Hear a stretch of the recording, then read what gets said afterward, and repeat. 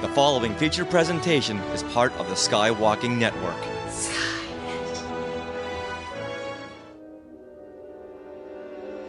Welcome to Warsologies, the podcast about science and other academic fields of study seen in Star Wars. This episode, we're sharing with you the audio from our LA Comic-Con panel, The Science of The Acolyte.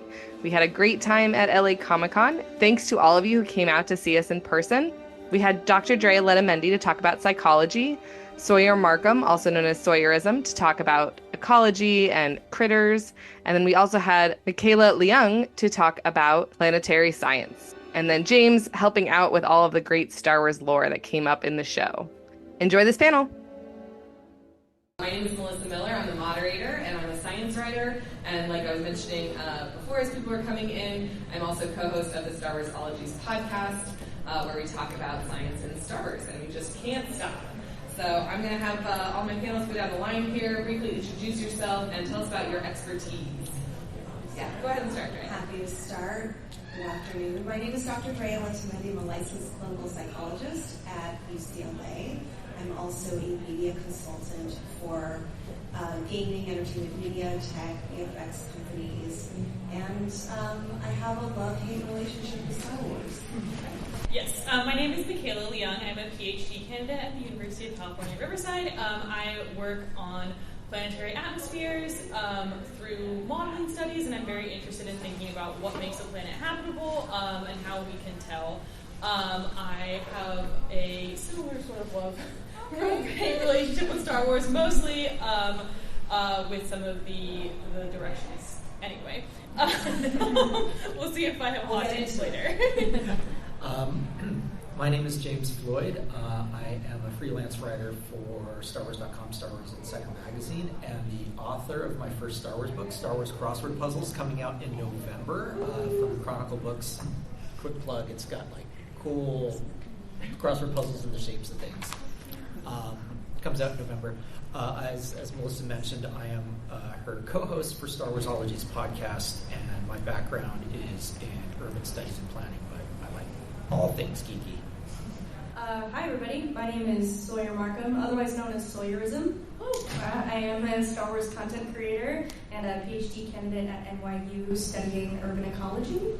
And you may have seen my Star Wars science videos. I love to do a lot of deep dives into the biology of the different Star Wars species, and I'm really excited to be here. Yay. All right, great. Also, I have a love-love relationship with Star Wars. Very nice. Yeah. This is a whole other panel. I like it, though. If we have extra time, we'll get into our feelings. Okay, well, let's go ahead and get started.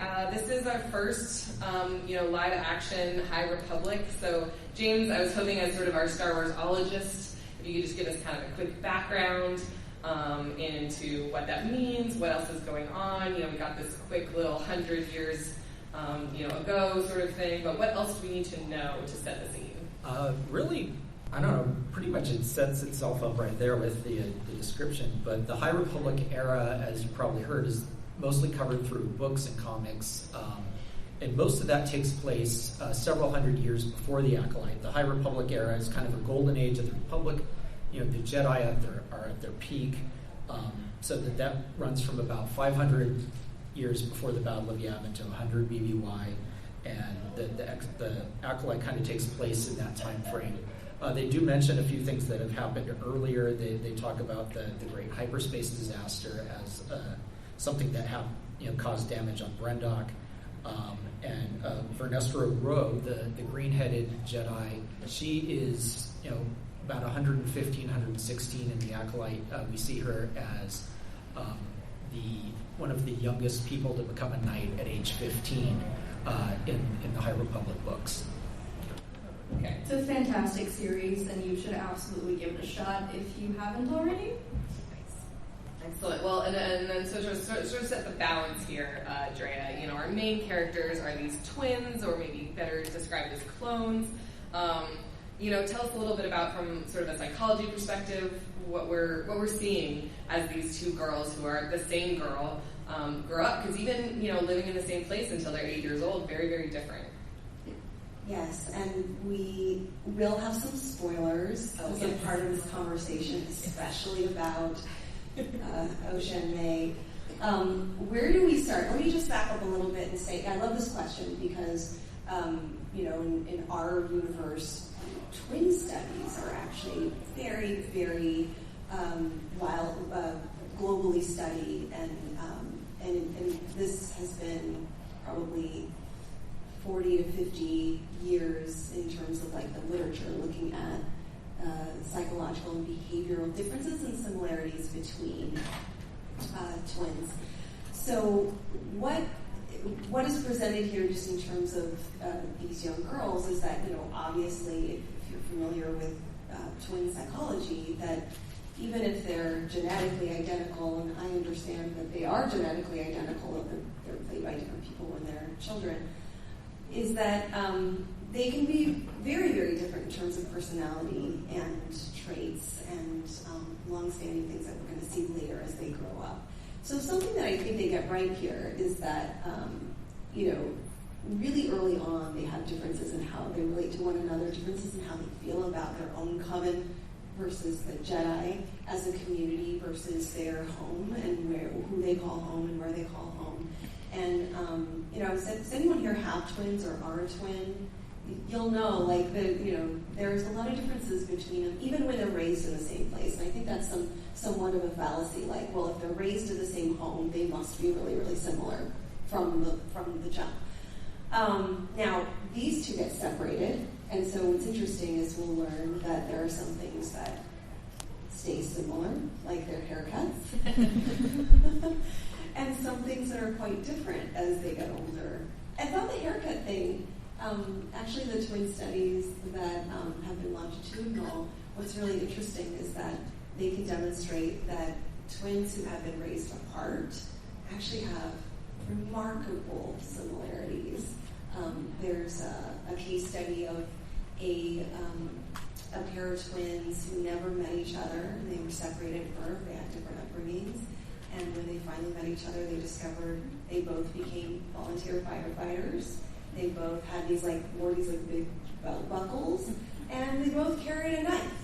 And you can imagine those are really idiosyncratic things. How could this be that these twins who had never met each other have such similarities? So the two things I want to say, how does this relate to Star Wars, The Acolyte? The two things I want to say is, actually, there are genetic influences that lead to everyday lifestyle things, including what you choose as a profession, your style of clothing, your likes and dislikes, your just everyday behavioral profile.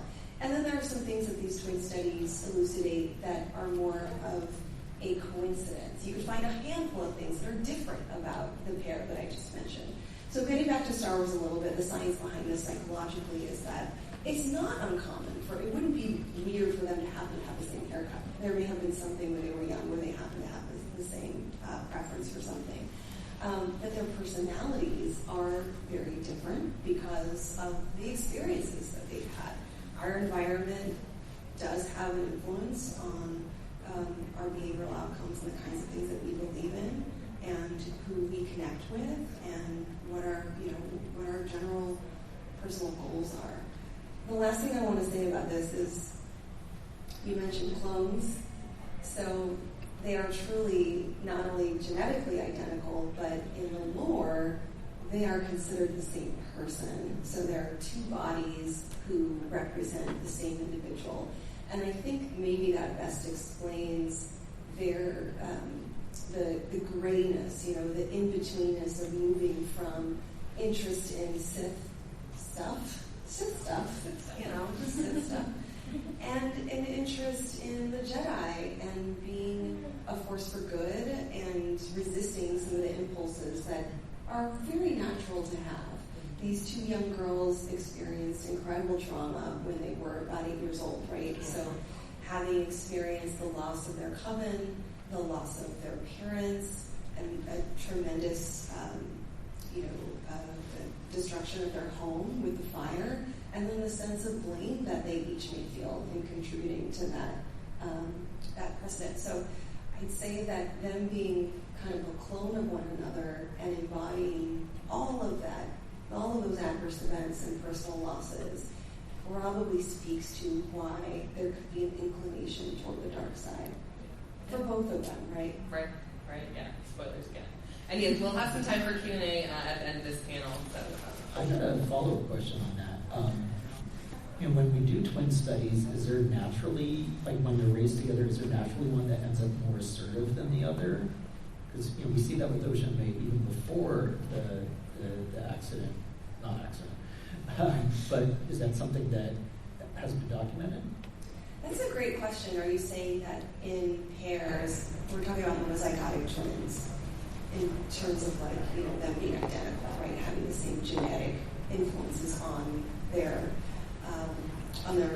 we're talking about not just physical traits, but behavioral traits. I'm not familiar with any research that shows that there's a pattern where one has more of a particular trait than the other. It's not as if it's not a zero-sum game here, where if one has that, the other one doesn't. But again, what I want to emphasize with these two is that their childhood experiences had a big influence on that sense of grievance that May have had. You were talking about May, right? In the beginning. Yeah. Cool. All right. Well, I want to make sure we are. I am an animal lover myself and love animals in Star Wars. We're going to go through a whole bunch of them here if we have time on the various planets or whatever. But Sawyer, I'm curious if you have any thoughts about this interesting starfish thing that is used to pacify the prisoner. Yeah, I didn't get starfish from it so much. I can see where you would say that. I was thinking about this a lot over the past few days, and I think it is more of a parasitic creature. We're seeing it is being used to pacify the hostile prisoner.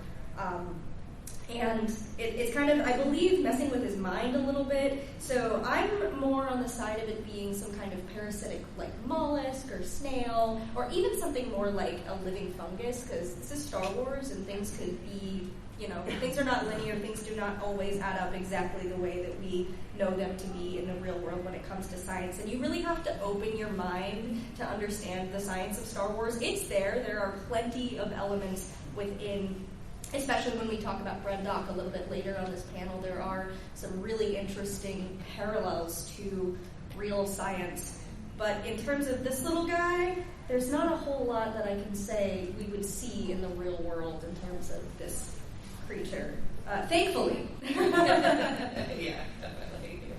And Michaela, we don't have to spend too much time on this, but I always notice when they use breathing apparatus in Star Wars, because for the most part, it's you go to a new planet, no problem, I can walk, I can breathe. So the cool little masks and stuff like that aren't part of the plot, but there is some acknowledgement that there's different abilities of life in different environments. So what is it that you notice? Yeah, I mean, so, like here on Earth, humans, most animals, we all breathe oxygen. And if you wanted to go somewhere like Mars or, like an asteroid like we do see in some of the other Star Wars films and things like that, you wouldn't be able to breathe the air. There just wouldn't be enough oxygen where you could breathe, but you would pass out very quickly because your body wouldn't be getting the oxygen to survive. So I think that's a pretty accurate representation. One thing I will say is it is very likely that you could remotely scan a planet and determine if it was going to have a breathable atmosphere. We're very close to having that technology. In fact, we know the composition of Mars' atmosphere and the other planets in our solar system largely by remote methods. So I do think they probably could have figured that out beforehand, but knowing that the planet had this sort of unusual history that we'll talk a little bit more about later, perhaps there was an element of additional caution, not wanting to bank too much on the air being exactly as it seems. Right, that makes sense. Okay, so James, in terms of lore, there are definitely, obviously there's Yoda at the very end, but there's some throwback characters, some recognizable characters throughout the Acolyte, and can you tell us a little bit about, unfortunately, this Plo, I know it's not Plo Koon, because obviously the only good shot of him I could get was him being killed, so obviously that's not, because that character's around in the prequels, but at least the species, the Nemoidians, tell us what else I might have, I'm sure I missed them. Okay, I can't actually see the picture, but that's okay. That was Yoda at the end. I mean, let us know. We'll find out in season 2, right? Yes. Sorry, too soon. No, so yeah, we do see Ki-Adi-Mundi on Coruscant, that he's kind of being a background Jedi. We see him during the prequels. So he's just one of those species that lives a long time. Yeah, he's a Saurian. They kind of have a second brain in their big cone head. There was lots of information about it in the old expanded universe, but they brought him forward, and then in the Acolyte, poof, he's back alive in this time frame as well. And he's kind of, we see him on the Jedi Council in the prequel era, and he gets killed by Order 66. But here he's kind of high ranking, but not on the council, and he's willing to work with Vernestra on figuring out where things stand, and maybe not letting the people upstairs know about certain things. I can't. We see Neomodians, on the ship where Osha is in Mechnek, and they do mention the Trade Federation. So now the Trade Federation goes back that far. They do reference being in CorpSec, which is the corporate sector, which was something originally made up way back in the first Han Solo novels, shortly after the first movie came out, and then recently brought into the canon. And it's basically like a little slice of space that's run by companies, and that exists up into the time of the Empire as well, when Han Solo's tooling around in there. It's a good way to have a bad guy that's not the Empire. Right. Yeah, I like that they didn't redeem the Nemoidians or anything like that. They're still. Yeah. You notice that their accent's been toned down a bit, though. Yes, that's true. Yeah. Another thing that we notice is the planet Karlak, the kind of icy planet that Osha crashes on in the prison ship. That has existed before. We see it in the Clone Wars cartoon, and I think it's even popped up in one of the comics, or maybe in some of the earlier High Republic books that ends up being a prison planet, so kind of ironic. This is why I always have to ask you. I knew there's always more references. Okay, so unknown planet. I don't know if you have any thoughts about that. I immediately was thinking Acto, no pores yet. But what else? What other clues are there? What other clues are there? Well, it's not Acto. Okay. It is truly unknown planet. They have not given it a name yet. I think they want to keep it unknown. A lot of what we see filmed there was filmed in the island of Madeira, which is a part of Portugal, but off the northwest coast of Africa. It's just north of the Canary Islands. They did a lot of really cool filming, including shots like this. So yeah, maybe it's a dark side version of Acto. Okay. Good place for people to hang out. Yeah. And again, little critters. This is my favorite part of Star Wars, is just when there's not necessary for the plot, just cute little critters going by. So is there anything you see here that sort of makes sense in terms of, they're living around? Yeah, I have a lot to say about this planet and the life on it and what it represents. I really like, James, that you said the dark side Octo, because I think that's what Leslie Headland was going for, and she did an interview where she said she wanted it to feel like Octo, and we know from The Last Jedi that is the planet where there was a lot of origin of the Force lore and the dark side and the light side, and we also see that the wildlife and the ecosystem of this unknown planet is very, very similar visually to Octo. And I think something that's really interesting, these really cute little guys, they're called Skura, and there's not a ton of information about them. They're probably mammals, but they also kind of look like birds a little bit. I know that they burrow their noses to find food like anteaters, so there's a real-world similarity. But I am running with the theory that they may have some reptilian in them as well. Reptomammals are very, very common in the Star Wars lore. They are, exactly as they sound, a combination of reptiles and mammals, and your tauntauns, your wampas, everything that has fur is probably actually a reptomammal.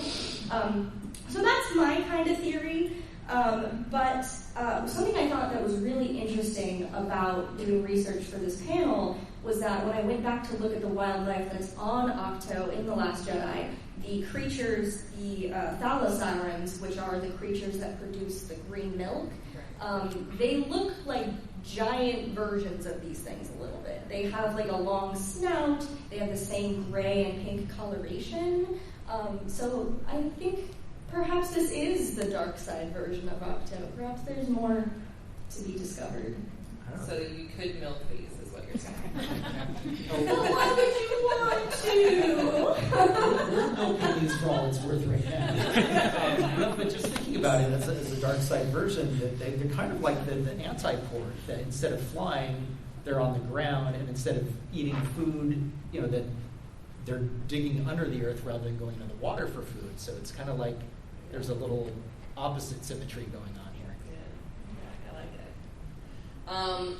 All right, let's talk a little bit about Brendok. Michaela, when you were talking about how easy it would be to scan the planet to find out what the atmosphere is like, I'm a little bit on who's the Padawan in this. I'm a little bit on his side. That like, why did it take them 7 weeks? I mean, this is they can't find life on this planet. I found it. I found it right here. Like as you were flying in, how did they not see this? What are they using to scan it? Why did it take them so long? And then I know, obviously, we should talk about the whole fact that it was a dead planet and now it's not anymore. So if you have any insights into that. Yeah, for sure. I think starting with it was a dead planet and now it's not, I think, it's a little bit difficult to figure out what exactly happened to this planet. Like, obviously, there was some kind of incident involving the hyperspace accident, my best interpretation of which would be like a massive impact to the planet, which we do have. We do see that in our history and in the history of other planets in our solar system. Many of you are probably familiar with the extinction event that, extincted, that's not a word, but you know what I mean, the dinosaurs, and that was a massive asteroid impact. So if you're looking at something similar via the hyperspace accident, then you're basically talking about, a massive explosion. And largely what was very problematic for the Earth was the amount of dust and dirt that was kicked up into the atmosphere that cooled the planet overall. And then the crops died, and everything is sort of reliant on crops, right? Animals have to eat crops, and people also kind of will rely on those as well. I mean, I guess they're not people then. But, in this scenario on Brendok, perhaps the planet was essentially sterilized in this massive impact, and it would be difficult to then move back towards it being habitable. On our own planet, after a period of time, the atmosphere did settle, and we did see eventually what became the rise of mammals, and that's quite literally how we're here today. And so it is possible to sort of naturally recover from those events. Obviously, it's sort of, I think, implied that is not what's going on, and that perhaps the Coven is using the Force in some way to accelerate this process, kickstart it, something like that. But you would be looking for a rebuilding of your atmosphere, and basically the respawning of fauna. I think if you arrive to the planet and you have some ability to generate an atmosphere and to seed it with plants, it's not too terrible to try to bring that planet back if you have those supplies, rather than starting from a big old rock, which is what a planet is without those features. And like you said, I'm sort of Team Padawan here as well. I was watching some of the shots where they're sort of, and I'm like, well, it sort of seems like you should have been able to pick that up. Like, do you have radar? Like, what's going on?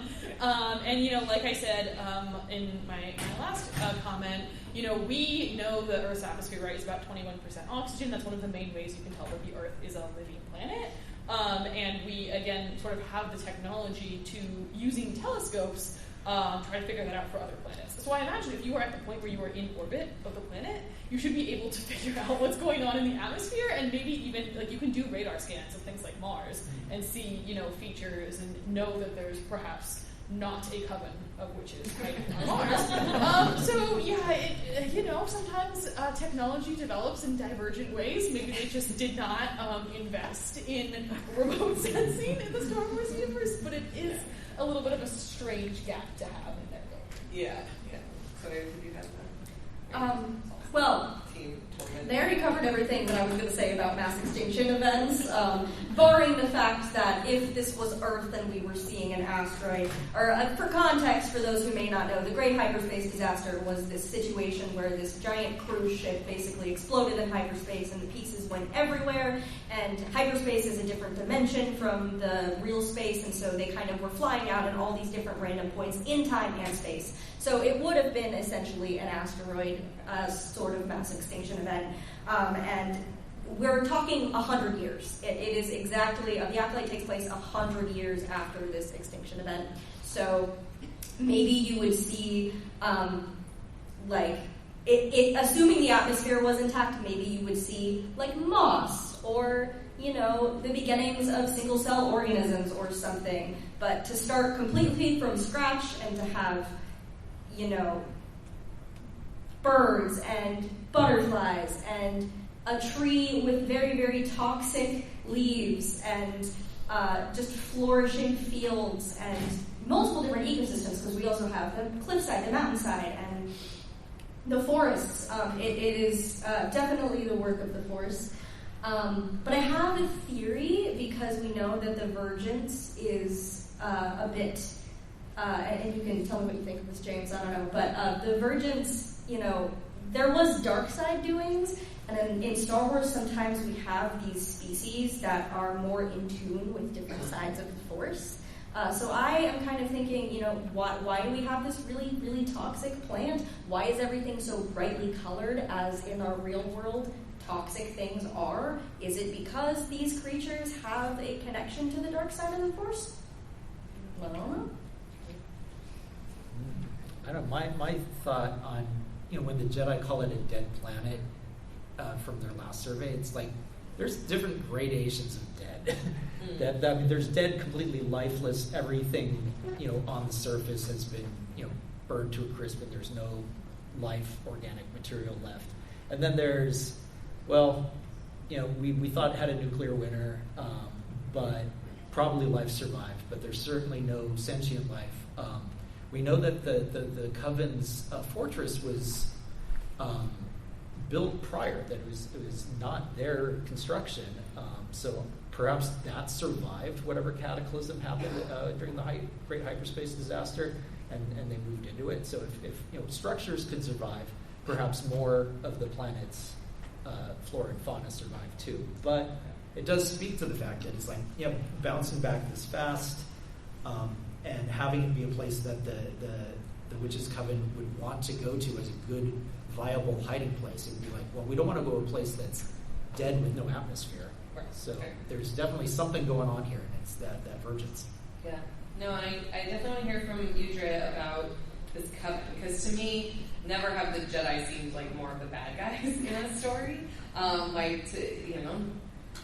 People are minding their own business as far as I can tell. So I'm curious what your insights from the psychology aspect are in terms of, what's a coven versus a cult. To me, the Jedi seem much more shady in terms of that in this go-round. So what is it that you notice? Yeah, well, my sense about this series was that it was, my interpretation is that this was meant to be a viewpoint into the culture of the Jedi in particular. This coven kind of presented this other version of a community that could reveal the problems and the flaws in the Jedi order.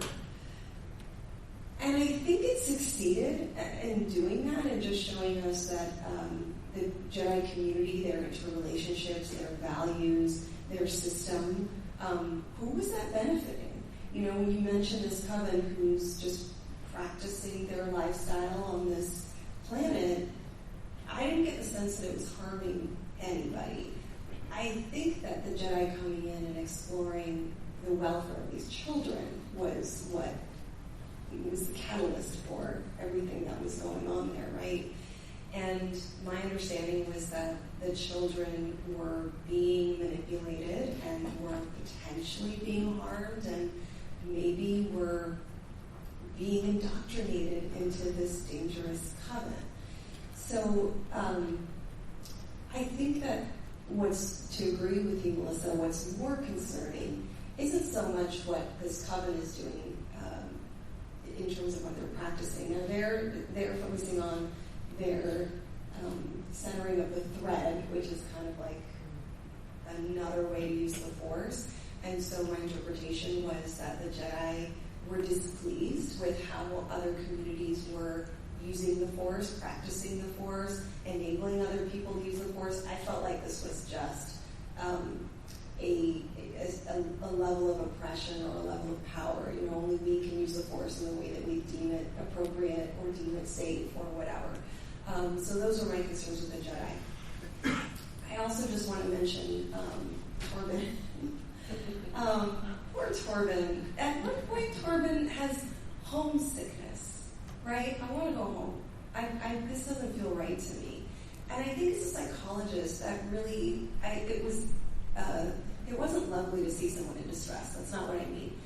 It was good. I felt like that was good writing to show that not everyone was into this mission, and that it's only natural for a person to feel like, I just am not with this mission, I'm not with these values, and I have an attachment. And the Jedi are not supposed to have attachments. Soul is not supposed to love Osha or May.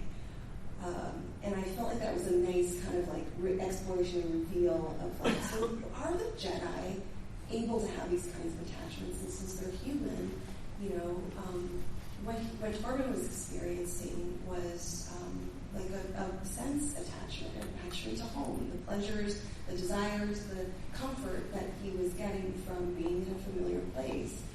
There are other kinds of attachments that Jedi are not allowed to have, like interpersonal attachments, viewpoint attachments, and they violate that, right? If you think about Buddhist monks, they have very similar core values around mindfulness and attachments. It's not that Buddhist monks are detached. It's a non-attachment. You don't carry a level of concern for superficial things. They have a deeper, mindful, meaningful relationship. And I think this is where the science of the Jedi community kind of become inconsistent, right? They say they don't have attachments, but then you see that they actually do. So yeah, that's just kind of what comes through more about the Jedi than this harmless coven, in my opinion. Yeah. Well, and James, we got to make up a little bit of time, but I'm curious because it seems like the Jedi, at least themselves, feel like they have authority over other Force users. But how is that explored in other parts of the Star Wars universe? That they go in clearly with the belief that they have the authority to take these kids. But the witches, Anastasia recognizes that, yes, they have the right to test the child, which is really interesting that, you know, they could just say, we don't recognize your authority here. You're out of your space. But they do recognize it. So that kind of says that, okay, the Jedi do have this authority, good or not, and it kind of goes with like the whole, you know, how did the Jedi recruit new members? They steal kids. They're child kidnappers. I don't think I've ever LOL'd so much at a Star Wars than when Soul says, the Jedi do not take children. Like, literally, like, that's the mission statement. Yeah. So, and I think with the Jedi and what Drea was talking about is that, you know, they have these attachments, and it's like they have these goals to live up to. And we see that they're very human, that they're not living up to those goals. But then again, you know, we look at ourselves and, you know, whatever creeds or beliefs we have and what we aspire to be, and sometimes we don't measure up either. And, you know, but yeah, it's especially hard for the Jedi because they're, you know, constantly under this lens of having to be perfect. And so it's like, you know, when they screw up, they have to even hide it from their fellow Jedi. Right. Okay. All right. So, since it's such a big part of the plot, Michaela, let's talk a little bit about Ascension. I mostly just grabbed these images because it's really pretty, right? It's a neat thing. It's the moons aligning. Can you tell us a little bit about this sort of like as an astronomical phenomenon? Could it be predicted? You know, and then obviously then the moons are different colors. What is that? What do you see there? Yeah, so it's going to be all about timing. So sort of this alignment is kind of similar to what we see when we have the sun and the moon line up, and when we have eclipses, like solar eclipses, and lunar eclipses. So I think it should be relatively predictable, assuming that the moons have like normal orbits. And again, because there's obviously forces at play with the planet here, it's hard to know, like, are these moons going to behave in the way that I expect them to, based on scientific principles, especially because this ascension seems to have a lot of potential significance with the force, so it's possible that there's some kind of other influence. But otherwise, you should be able to predict these alignments relatively easily, like we predict solar and lunar alignments. And one thing I wanted to plug is the Earth technically has a second moon right now. There's an asteroid flying by that's in the gravitational pull of the moon, or of the Earth. So you can't actually see it with your naked eye, but we do technically, like Brendok, have 2 moons right now. Fun. Ascension. Yeah. Exactly. We'll all go out tonight. Yeah. That's what's happening at the mixer. There you go. That's all we get at the mixer after a couple drinks. I'm going to skip the second part of the question for now. That's okay. All right, well, let's get to Khofar. This is certainly something for a biologist, I assume. Sawyer, again, it's really sort of quick scenes, but, there's definitely some life there. Yeah, there's a lot of life. Khofar reminds me, I don't know if anybody has ever been in the middle of a forest in the Midwest in July, but that is what we're looking at here. We've got very lush forests. We've got giant bugs that I'm assuming Khofar must be a very, very hot, humid climate for these giant bugs to be thriving in. We've got fungus. We've got amphibians. We've got slugs. We've got truly is the Midwest forests of America. The allergies on this planet. Now that you mention that. Oh yeah, for sure. Don't touch the giant bugs. I mean, that seems sort of obvious to me, at least. No, thankfully we haven't had giant bugs on this planet for about 300 million years, but they did exist at one point. And we definitely do have bugs that are, they do mention in the series that, the bugs might have, we see this Jedi massacre, and there's a reference to those bugs. Did the bugs do it? Because clearly they have a history. We certainly do have bugs like that are dangerous, so... Yeah, I caught that in my rewatch, that they said that, it could be that these bugs sort of coming out of hibernation or whatever it was, emerging could have been. Yes, as we see, they're very big. They carry off the stranger. Yes. One of the most disturbing things I ever read in my undergrad career was a report of a dense part of the Everglades in Florida having so many mosquitoes that it killed a man. Sorry for that image, but... Well, one of the things with giant bugs that you mentioned, the 300 million years ago, is that the Earth had a much higher oxygen content in the atmosphere, and that is what enables larger bugs to exist. So maybe it tells you something about Khofar's atmosphere. Yeah, there you go. And them being attracted to the light, that was all, I like that. It's those sorts of little things that, based in real biology, sort of make it fun. Real quick about lightsabers, James. I was just wondering if you'd ever seen a lightsaber whip. Do all lightsabers turn into whips? You just have to know how to do it right. There's that extra mode that nobody ever uses because they forgot about Only it. Only the purple one? No. Vernestra thought of this lightsaber that turns into a light whip. It came to her in a dream, and so she made that when she was 15. Child prodigy Jedi. We have seen those before back in the EU. That there was a light whip used by a character named Lumia. A dark side character, but we haven't really seen something like the Stranger's weapon, where he's got a hidden second blade that he pulls out to the surprise of some of the Jedi. But we have seen this concept of the lightsaber crystal bleeding before. That it was first mentioned in the Ahsoka novel, but it has happened. And I'm now totally blanking on when we've seen it before. We've seen it in the Kylo Rise and Battle Red comics. Okay. No, and I knew that at some point I had learned that is how he said lightsaber is made. Yeah, but no, Ahsoka's white lightsabers were made from taking red lightsaber crystals and purifying them, the opposite of bleeding them. Okay. So it can be reversed. Yeah. Okay, that's interesting. So while we're talking about, I guess, the Stranger's nifty gadgets, Michaela, did you have any thoughts on the special metal? It seems like they mine back on that unknown planet that his helmet is lightsaber proof and also Jedi mind trick proof. Yeah, I definitely think this was maybe a more commonly mentioned material in the expanded universe or the extended universe, whatever they call it now. What I grew up with that isn't canon anymore. You know how it is.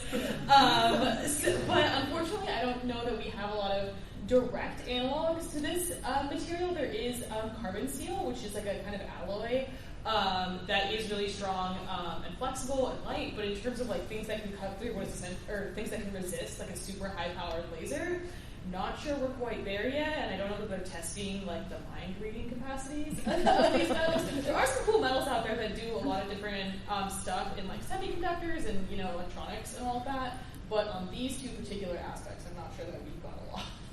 Yeah. James, is this something that we've seen in other places? Yeah, the cortosis ore made into metal has been around in Star Wars for a really long time. It's different than the Beskar. Beskar is super strong and resists lightsaber blades and blaster bolts, whereas this is a very brittle metal. We see that the stranger has to fix his helmet after getting hit, but it causes lightsaber blades, as we saw, to just completely fizzle out, so that the Jedi has to turn off their lightsaber, turn it back on again to have it work again. So it's kind of magic that way, but it is very cool, and it's really cool that they brought that into a live action show. Yeah, no, and it also seems like he's got some other powers that, again, I feel like I haven't seen before, but I haven't seen everything or read everything. He can sort of like float or fly, wipe minds and stuff like that. Were those sort of new force powers to you, or?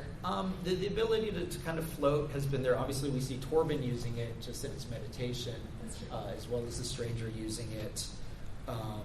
But I really like the concept of the helmet as a sensory deprivation thing, that you don't see that necessarily with things. We see a lot of masks in Star Wars and helmets, but they're trying to filter out, keep the person alive, but bring everything in. And so a dark side person intentionally cutting themselves off, kind of, I don't know, maybe Drea can talk about what that means.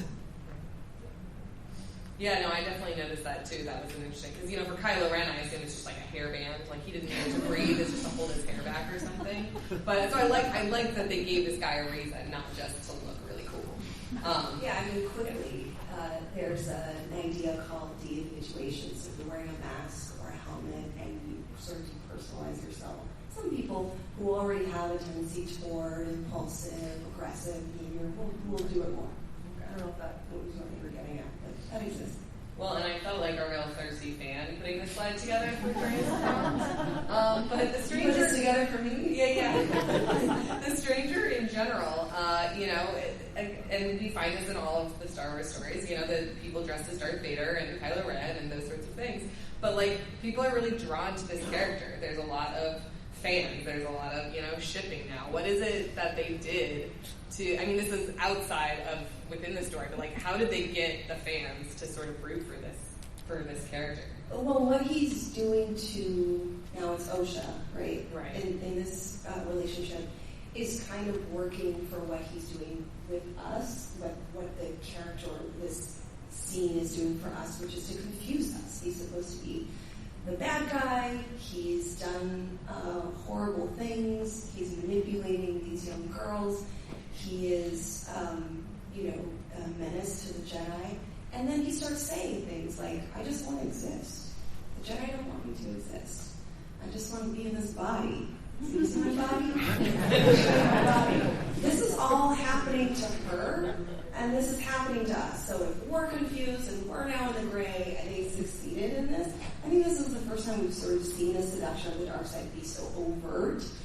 Let me say something about the relationship that he is very intentionally creating with OSHA. And it's this concept of a trauma bond. Now, you mentioned to me before about Stockholm Syndrome, which is not a clinical diagnosis. It's a media term. We see Stockholm Syndrome more in movies than we see it in real life. That's when ostensibly a hostage will develop psychological feelings for their perpetrator, for their captor. What we see here instead is the trauma bond, which is much more realistic. It's a cycle of positive reinforcement. It's a cycle of interpersonal dangerousness and violence, and sometimes manipulation, sometimes abuse of power, and then the positive reinforcement are the positive things that the stranger gives her: dumplings, a roof over your head. So it's confusing. It feels good, it feels bad, and so she forms an attachment to him through this, what I think is a very intentional dynamic he's trying to create. Right. Okay. Well, I want to make sure we leave time for audience Q&A, but James, I'm going to go to our last slide. Jackie. We'll talk about Jackie, I'm sure. But who's this creeper? Who's that guy? We don't know who that guy is. It is revealed that is Darth Plagueis, who ends up being Palpatine's mentor and Sith master. Have you heard of the tragedy of Darth Plagueis the Wise? No, we got canceled. I know.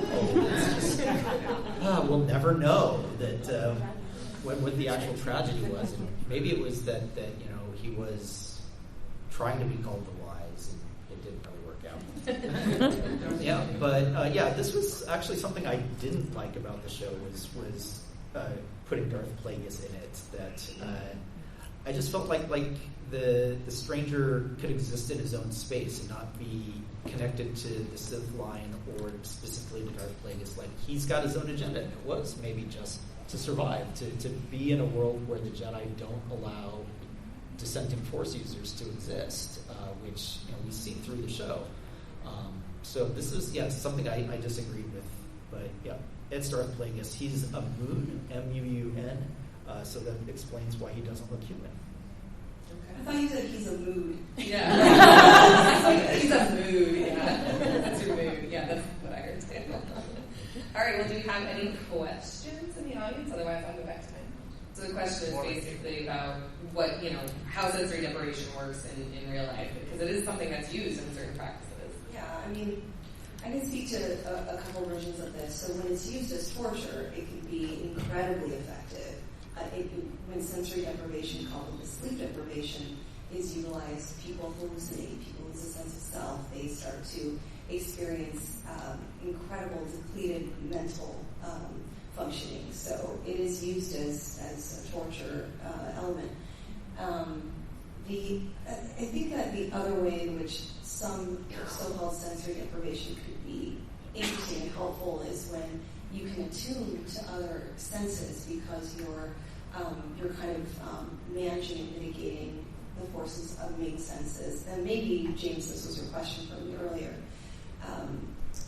That I don't know if I answered that, but so it could in this way, obviously he's using the force, but in this way, when you tune out some senses, you could be more apt to be highly attuned to and more sensitive to the senses that you have available to you.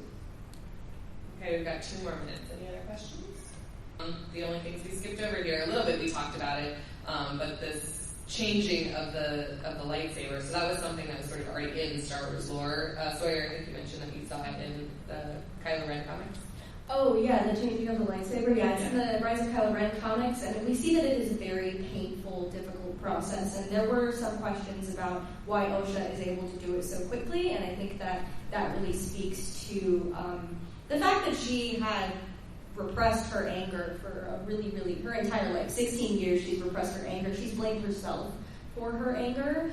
And then all of that comes to a head when she finds out that her father figure murdered her mother in cold blood, and it just all kind of snaps for her in that moment, and I think that's why we see it happen so quickly. We also see it in the Vader comics. Vader is, I believe that was the first time we saw it, was Vader doing it to his saber. Okay. I think the only other question I sort of slipped over here to make sure we got through everything was, Drea, if you had any more notes about if it's realistic not to form attachments, right? We certainly see Soul, attached to Osha when Jackie's right there. And will we ever get over? I was shocked, honestly. I think in this example, he already had a sense of personal failure, or a sense that there was this missed opportunity, and he held on to that adversity within him. And again, and I believe this to be true for the Jedi as well as Buddhist monks, that it's not as if they're told you can't have emotions, you can't have compassion, you can't have ethics, you can't care about the welfare of these young people. That's what drove their mission, right? So it's not as if they don't have humanity, but it's sort of like when the attachments become selfish. Like, what are you trying to gain from this relationship with her? Is it really about her, or is it about reconciling or restoring something in yourself? That's the kind of attachment you're not supposed to have. Right. Well, Drea, I know you have an environmentalism Ghibli panel next door to start. The other panelists, you might hang out in the hallway here if you want to come ask us some more questions or talk more Acolyte or anything Star Wars with any of us. Please do so. Otherwise, thank you all for being here and talking about this great show. That wraps up this episode of Star Warsologies. We want to thank all of our panel guests who came to LA Comic-Con, and we want to thank all of you for listening.